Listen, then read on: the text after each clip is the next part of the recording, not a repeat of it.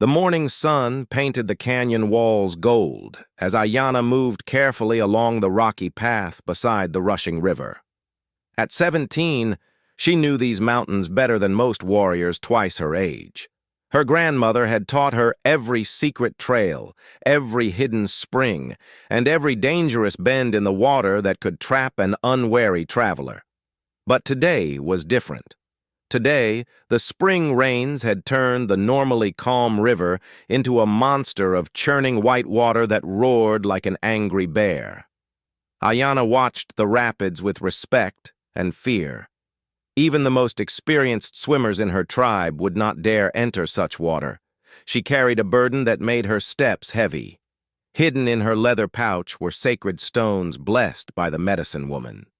These stones needed to reach the burial ground of her ancestors before the full moon, or the spirits of her people would not find peace. The soldiers at Fort Carson had forbidden any Apache from traveling to the sacred places, but some things were more important than the white man's rules. Ayana's father, Chief Naalnish, sat in chains at the fort, along with 30 other warriors. The soldiers had captured them during a peaceful trading mission, claiming they were planning attacks on settlers. It was a lie, but lies had become truth in the white man's world. Her people were scattered, living in fear, their children hungry, and their elders sick with worry.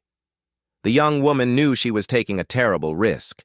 If the soldiers caught her this far from the reservation, they would add her to the prisoners. But her grandmother's dying words echoed in her mind.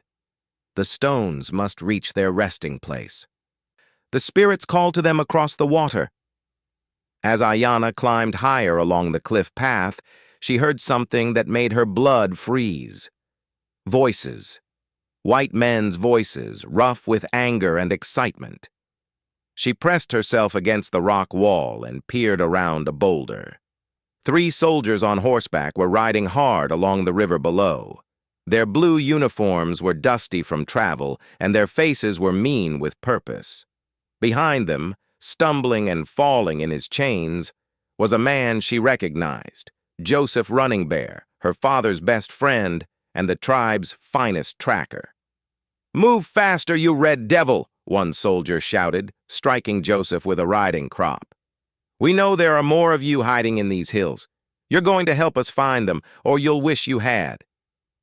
Joseph's face was bleeding, but his eyes held the stubborn fire that Ayana knew well. He would die before betraying his people. The soldiers were taking him upstream, probably to the old trapper's cabin that the army sometimes used as a temporary prison. Ayana's heart hammered against her ribs. She wanted to help Joseph, but she was just one girl against 3 armed men. More importantly, she had a sacred duty to fulfill. The stones in her pouch seemed to grow heavier with each moment of doubt. The soldiers and their prisoner disappeared around a bend in the river. Ayana waited until their voices faded completely before continuing her journey. The path grew more dangerous as she climbed higher. On her left, the mountain rose straight up like a wall. On her right, the angry river crashed over rocks 50 feet below. Hours passed as she picked her way carefully along ledges no wider than her foot. The sun climbed toward its peak, and sweat made her buckskin dress stick to her skin. She stopped to drink from her water gourd and eat some dried meat, but her mind kept returning to Joseph Running Bear. By now, the soldiers would have reached the cabin. They would be doing terrible things to make him talk. Ayana knew Joseph had information that could save her people. Before his capture, he had discovered a hidden valley where families could hide until the troubles passed.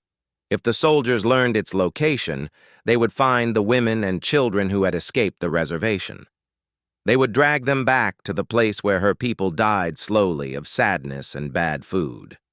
The weight of decision pressed down on Ayana like a heavy stone. She could continue to the burial ground and complete her grandmother's task. The spirits would find peace, and she would return home knowing she had honored the old ways.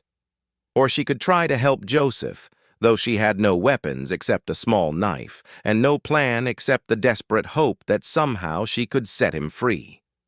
As she wrestled with her choice, a sound reached her ears that made her forget everything else. It was a scream, high and desperate, carried on the wind from somewhere ahead. A woman's scream, followed by men's voices shouting orders. Then another scream, weaker this time, as if the woman was losing strength. Ayanna ran along the narrow path, her feet sure and quick despite the danger. Around the next bend, she saw something that made her stomach twist with horror. A young white woman, probably the same age as herself, was trapped in the river about 100 yards downstream. She clung to a fallen tree that stretched across the rapids, her long yellow hair streaming in the current like watergrass. The woman wore a torn blue dress that tangled around her legs as the water tried to drag her away. Her face was pale with cold and fear, and Ayanna could see that her strength was failing fast. Each time the river surge lifted her, she slipped a little further along the wet bark of the tree. On the riverbank, two white men paced back and forth like caged animals. One was tall and thin with a black beard, wearing the rough clothes of a trapper or mountain man. The other was shorter and fat with a red face and cruel eyes. They shouted at the woman in the water, but they made no move to help her. "I told you to stay away from the edge, you stupid girl," the bearded man yelled. "Now look what you've done. We can't get you out from here. The current's too strong." "Please," the woman gasped, her voice barely carrying over the roar of the water. "I can't hold on much longer. My hands are slipping." The fat man spat into the dirt. "Should have thought of that before you ran, Rebecca. We warned you what would happen if you tried to escape. Maybe a cold bath will cool your ideas about running away." Ayanna understood then. This was no accident. The white woman was as much a prisoner as Joseph Running Bear, though her chains were different. These men had either captured her or bought her from someone who had. The thought made Ayanna's blood hot with anger. She studied the situation with eyes trained by years of hunting and tracking. The rapids were deadly, but there might be a way to reach the trapped woman if someone was brave enough and clever enough to try. About 50 yards upstream, a huge dead pine had fallen across the river, creating a natural bridge. If someone could cross there and work their way down the opposite bank, they might be able to throw a rope or lower a branch to the woman. But Ayanna had no rope, and the two men on this side of the river would surely stop any rescue attempt. Even worse, she could see other figures moving in the forest beyond them. This was no chance meeting by the water. These were dangerous men, possibly outlaws or slave traders, and they had chosen this isolated spot for dark reasons. The woman's scream came again, weaker than before. Ayanna watched her slip another few inches down the tree trunk. Soon, the current would tear her loose and carry her to certain death on the rocks below. The bearded man and his companion seemed content to watch her drown, probably planning to tell anyone who asked that she had died trying to escape. Ayanna closed her eyes and felt for the sacred stones in her pouch. Her grandmother's voice whispered in her memory, "The spirits guide us toward our duty, child. Listen to your heart, and you will know the right path." When she opened her eyes, Ayanna's path was clear. She could not save the burial stones and rescue the drowning woman. She had to choose. But as she looked at the pale, desperate face in the water, she realized the choice had already been made. Some things were more important than duty to the dead. Sometimes the living needed help first, moving as quietly as a hunting cat. Ayanna began to work her way upstream toward the fallen pine tree. She would find a way to save the white woman, even if it meant giving up her sacred mission. Then, somehow, she would help Joseph Running Bear escape from his captors. And maybe, if the spirits were kind, she would still find a way to honor her grandmother's final wish. The morning sun climbed higher, and the river roared its ancient song of danger and death. But in her heart, Ayanna Running Wolf felt a different song beginning, a song of courage that her grandmother would have recognized and approved. The rescue would begin now, while she still had the strength and the will to attempt impossible things.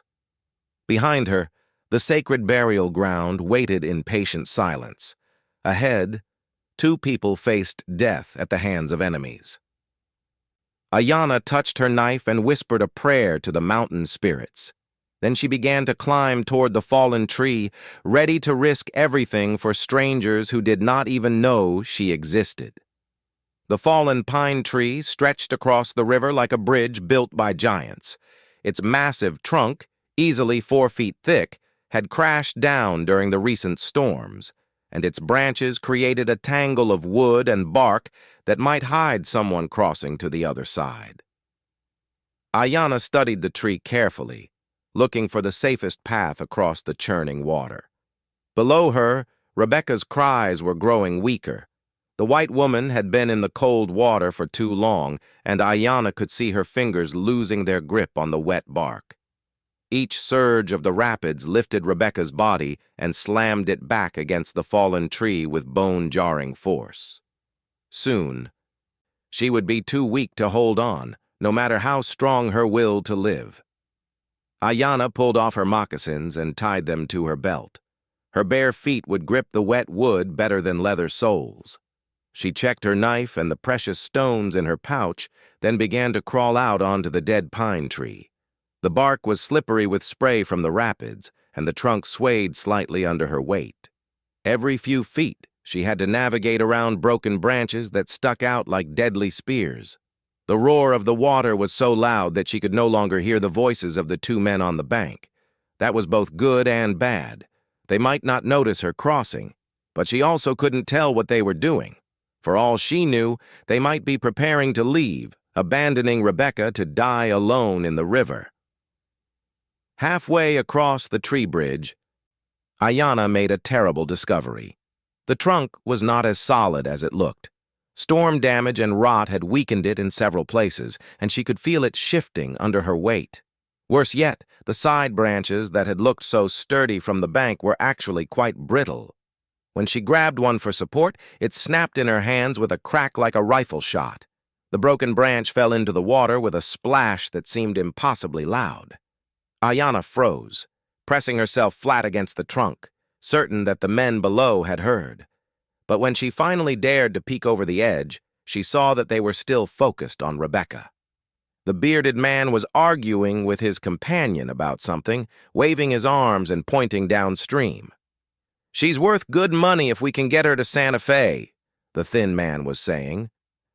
"Colonel Brewster pays well for pretty girls, especially ones with yellow hair, but not if she's dead, you fool." "Then why don't you go in after her?" the fat man shot back. "I can't swim worth a damn, and that water would kill a fish. Besides, she brought this on herself. Stupid girl should have known better than to run." Ayanna listened with growing understanding and disgust. These men were slave traders, selling white women to evil men in faraway places. Rebecca wasn't the first girl they had captured, and she wouldn't be the last if someone didn't stop them. The knowledge made Ayanna's mission even more urgent. She continued crawling across the tree trunk, testing each section before putting her full weight on it. The spray from the rapids soaked her clothing and made her shiver, but she forced herself to keep moving. Behind her, the trunk groaned ominously, and she realized that her crossing might have damaged it beyond repair. If she was going to get back across, she would need to find another way. Finally, after what felt like hours but was probably only minutes, Ayanna reached the far side of the river. She dropped down onto solid ground with relief and immediately began working her way downstream through the thick forest.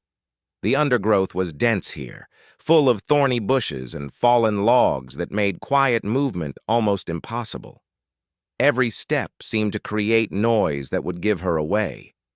As she got closer to where Rebecca was trapped, Ayanna could hear the woman's desperate breathing and occasional whimpers of pain.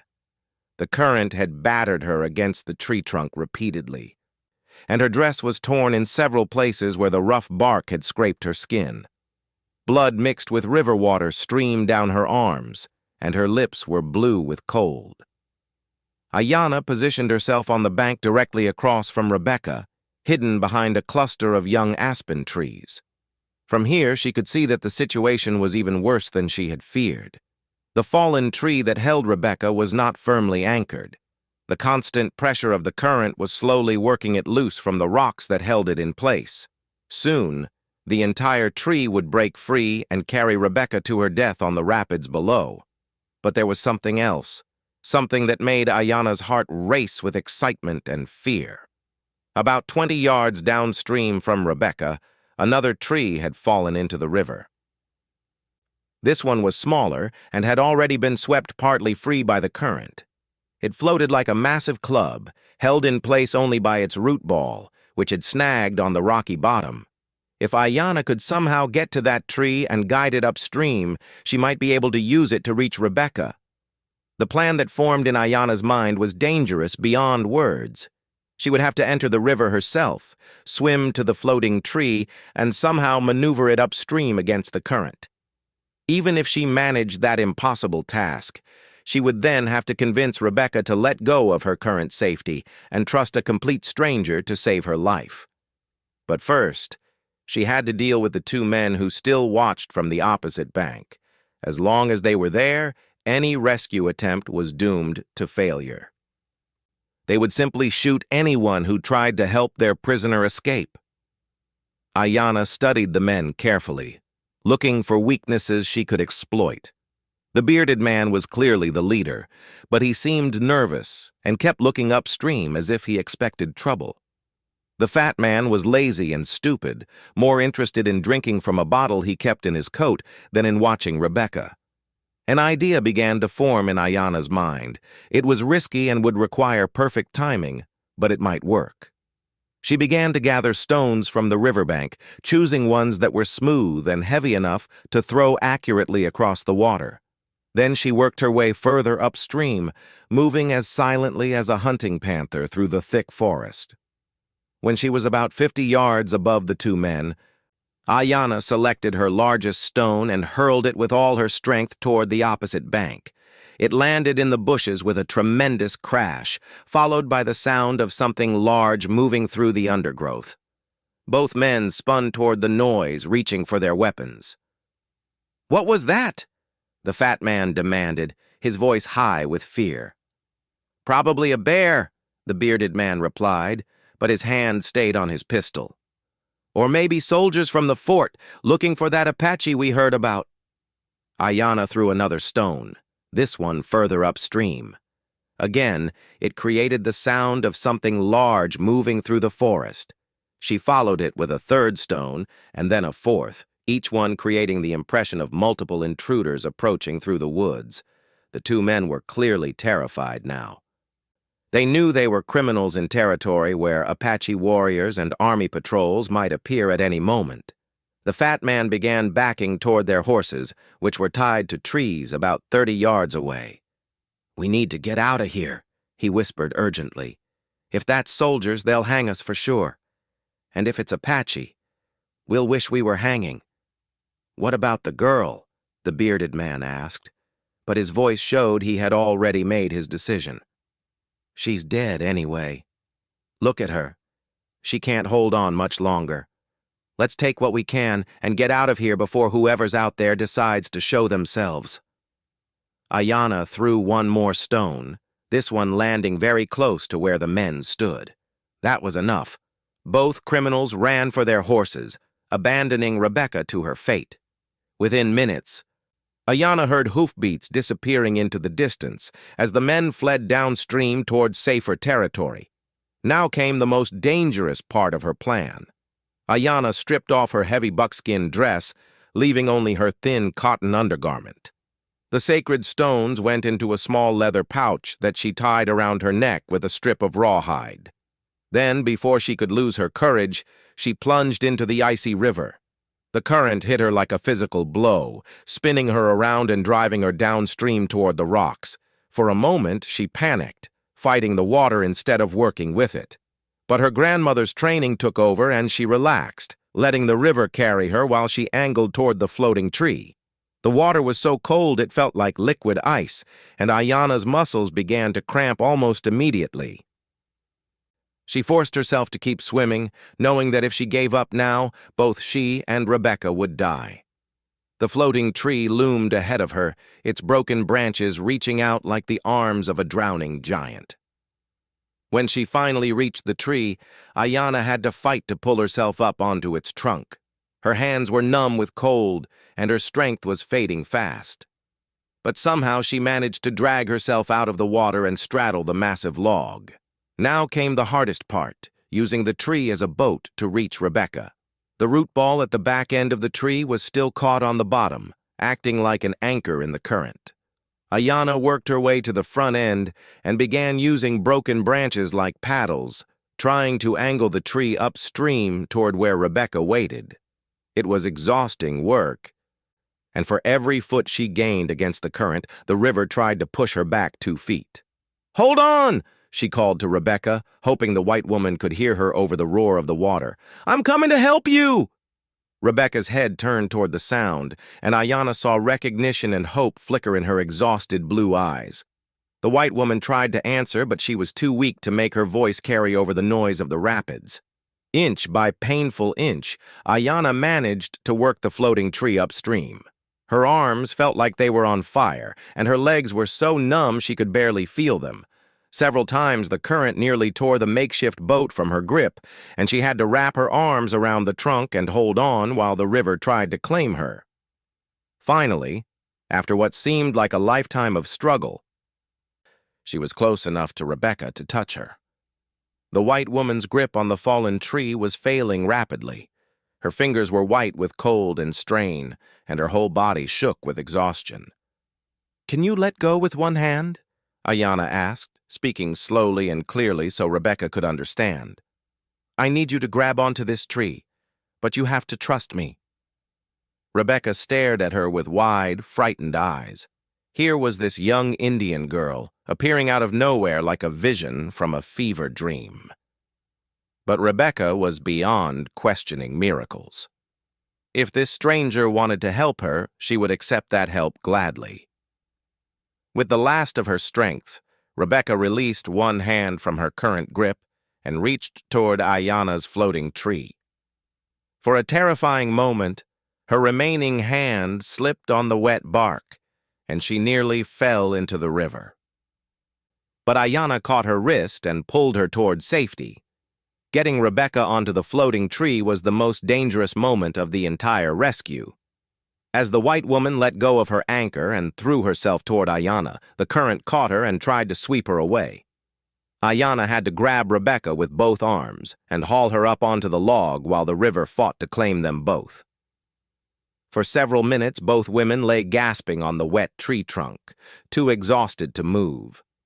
The current spun them around and carried them downstream, but they were alive and together now. The hardest part of the rescue was over, but Ayanna knew their troubles were far from finished. They still had to get to shore, and then they would need to find shelter before the cold mountain night could kill them both. As strength slowly returned to her body, Ayanna began paddling again, this time steering toward the bank where she had started her rescue attempt. Behind them, the tree that had held Rebecca finally broke free from the rocks and tumbled away downstream, smashing against boulders with sounds like thunder. If Ayanna had waited even a few minutes longer, Rebecca would have died with that tree.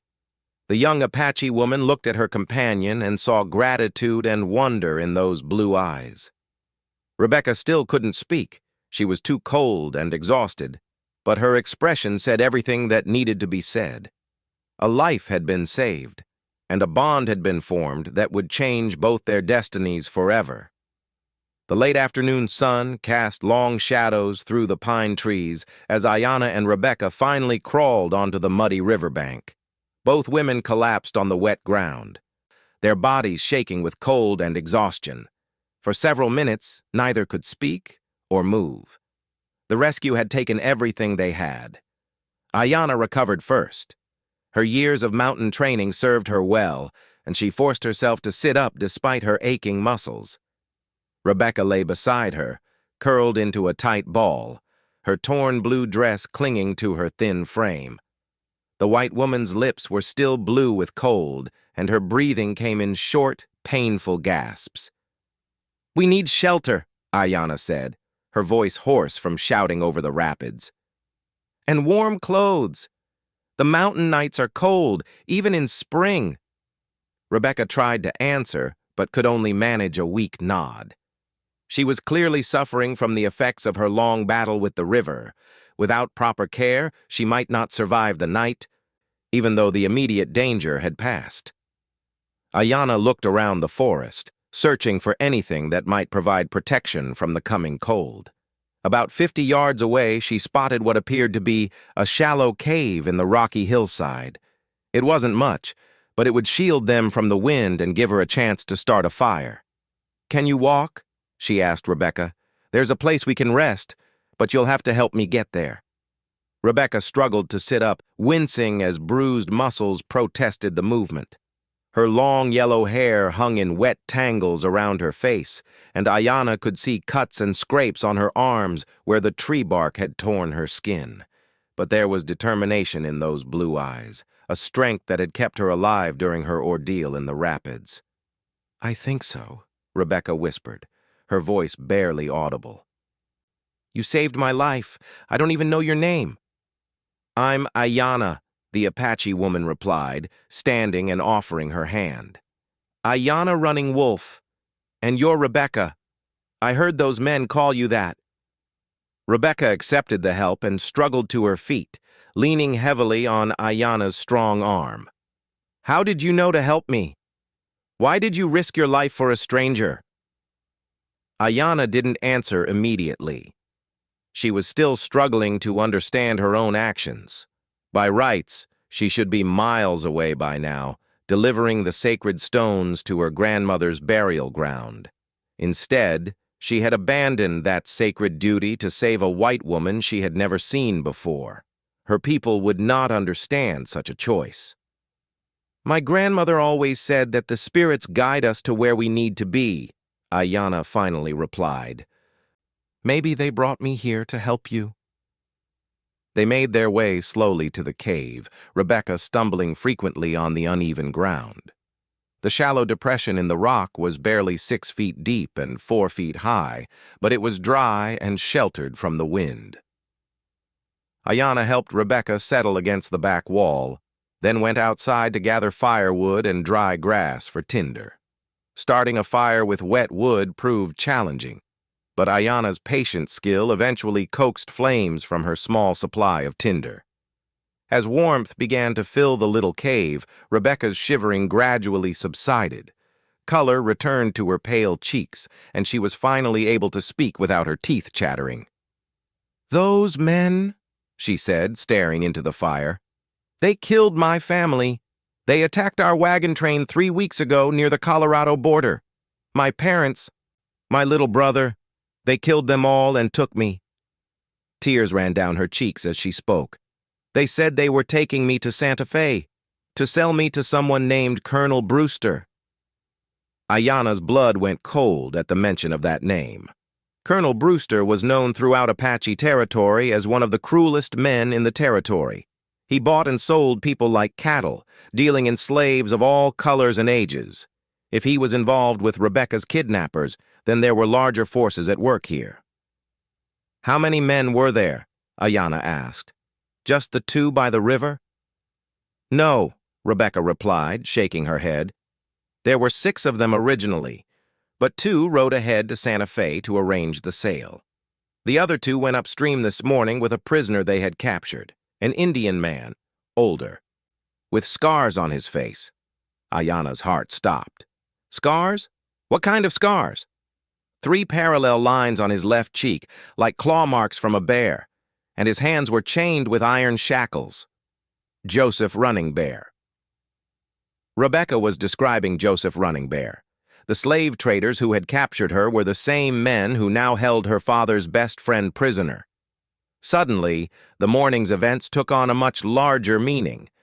This was not a simple rescue of one drowning woman. This was a battle against evil men who destroyed families and sold human beings for profit.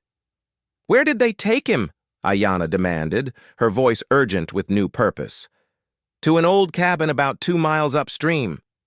I heard them talking about it before they brought me down to the river. They said something about making the Indian tell them where his people were hiding. Ayanna closed her eyes and fought back a wave of despair. Joseph Running Bear was being tortured at this very moment, and she was the only person who knew where he was. But she was just one young woman with a small knife, facing armed men who killed without hesitation.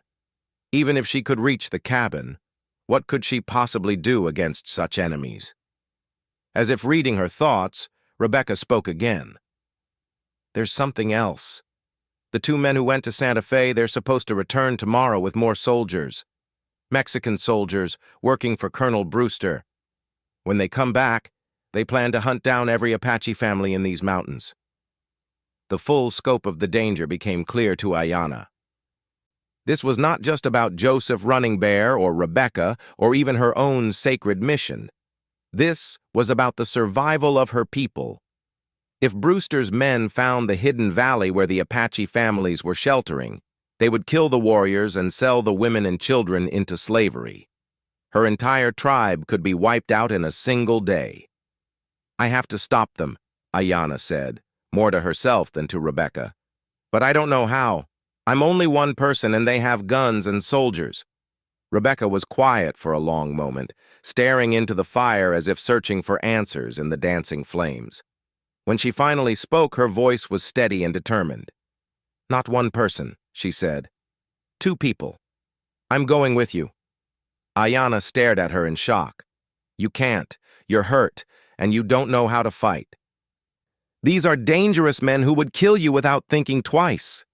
They already tried to kill me, Rebecca replied with bitter determination. And I know things about them that you don't. I heard their plans, their passwords, their meeting places. I know how they think and how they operate. She looked directly into Ayanna's eyes. Besides, you saved my life. I owe you a debt that can never be repaid. As the 2 women talked, a plan began to form. It was dangerous and relied heavily on luck, but it might work if they were careful and brave. Rebecca would approach the cabin first, pretending to have escaped from the river and seeking help. The guards would recognize her and probably capture her again, but that would give Ayanna a chance to get close to the building without being seen. While the men were distracted with Rebecca, Ayanna would try to free Joseph Running Bear. Between the 3 of them, they might be able to overpower the guards and escape before the reinforcements arrived from Santa Fe. It wasn't a good plan, but it was the only plan they had. They spent the rest of the evening preparing for the rescue attempt. Ayanna used her knowledge of mountain plants to treat Rebecca's wounds with healing herbs. She also shared her remaining dried meat and water, building up their strength for the ordeal ahead. As darkness fell, she showed Rebecca how to move quietly through the forest and how to use rocks and sticks as weapons if necessary. There's one more thing, Ayanna said as they prepared to leave the cave. She pulled the leather pouch containing the sacred stones from around her neck and held it in her hands. I was supposed to take these to my grandmother's burial ground before the full moon. If I don't complete that journey, the spirits of my ancestors will not find peace. Rebecca looked at the pouch with respectful curiosity. Then we'll make sure you get there. After we save your friend and stop these evil men, I'll help you carry the stones wherever they need to go. Ayanna felt tears prick her eyes at the white woman's words. Here was someone who understood duty and honor, even though they came from completely different worlds. Together, they might be able to accomplish what neither could do alone. The rescue attempt began just before midnight, when the guards at the cabin would be tired and less alert. Ayanna and Rebecca crept through the dark forest like hunting cats, avoiding every twig and stone that might betray their presence. The old trapper's cabin sat in a small clearing beside a creek, with one window glowing yellow from a lantern inside. They could hear voices from within, rough men laughing and playing cards. Occasionally, they heard other sounds that made Ayanna's blood boil with anger. Joseph Running Bear was indeed being tortured, and his captors were enjoying their work. Rebecca approached the cabin first, stumbling into the clearing and calling for help in a weak, frightened voice. "Please," she cried, "help me. I fell in the river and barely escaped. I'm so cold and scared." The door burst open, and two men emerged with guns drawn. They recognized Rebecca immediately and began shouting at each other about how she had escaped. In the confusion, Ayanna slipped around to the back of the cabin and found a loose board in the wall. Inside the single room, Joseph Running Bear sat tied to a wooden chair, his face bloody but his eyes still defiant. Ayanna worked frantically to loosen the board enough to squeeze through, her small knife serving as a makeshift pry bar. Just as the men dragged Rebecca inside, Ayanna managed to slip into the cabin through the gap in the wall. What followed was the most terrifying few minutes of her young life. Using her knife and the element of surprise, Ayanna managed to cut Joseph's bonds while the two guards were focused on Rebecca. When the men realized what was happening, a desperate fight erupted in the small cabin. Joseph, despite his injuries, proved that his reputation as a warrior was well-deserved. Even with his hands still partly numb from the ropes, he fought with the fury of a cornered bear. Rebecca surprised everyone, including herself, by grabbing a heavy iron pot from the fireplace and striking one of the guards across the head with enough force to knock him unconscious. When the fighting was over, both guards lay still on the cabin floor. Joseph Running Bear was free, Rebecca had proven her courage beyond any doubt, and Ayanna had kept her promise to help a friend. But their troubles were far from over. They had until dawn to warn the hidden Apache families and escape before the reinforcements arrived from Santa Fe.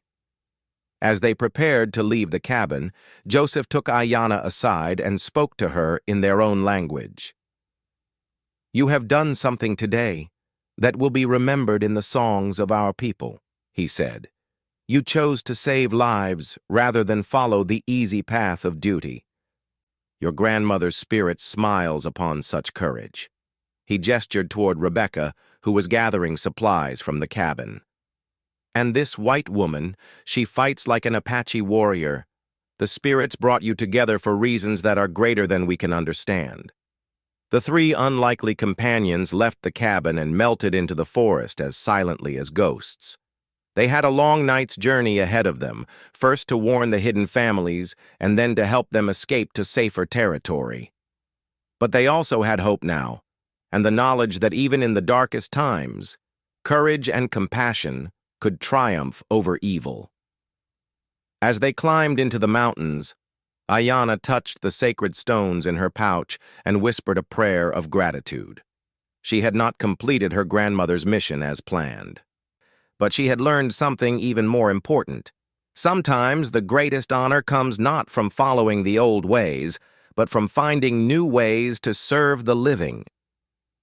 The full moon rose over the canyon walls, casting silver light on their path. Somewhere ahead lay the burial ground where her ancestors waited. But first, there were people to save and evil to defeat. The spirits, Ayanna believed, would understand and approve of her choice. Behind them, the empty cabin stood as silent testimony to the power of courage and friendship. Three people from different worlds had come together to fight against darkness, and they had won. It was a victory that would echo through the mountains for generations to come, carried on the wind like the songs of the ancient ones.